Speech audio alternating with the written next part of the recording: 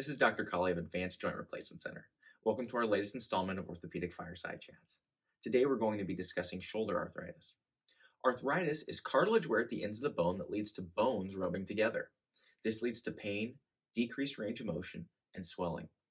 Unfortunately, we don't have a way to give you back your normal cartilage, but we do have many ways to manage the symptoms.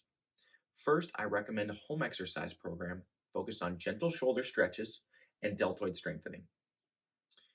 Many of my patients also ask me about supplements. I recommend glucosamine, chondroitin for joint health, and turmeric to decrease inflammation. The next, you may consider an over-the-counter medication such as an anti-inflammatory. Medications such as ibuprofen or Aleve are safe when taken as directed. I recommend you give them a 2-week trial to take full effect. If you're going to be on them long-term, please discuss them with your primary care physician. If they cause upset stomach, stop.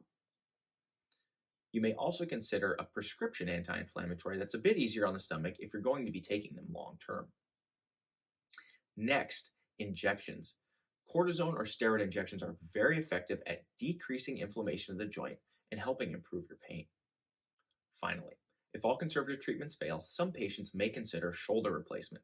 Shoulder replacement has been shown to be one of the most effective orthopedic procedures at relieving your pain and improving your function.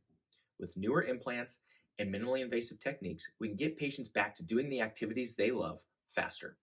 For more detailed information, visit our website or schedule an appointment.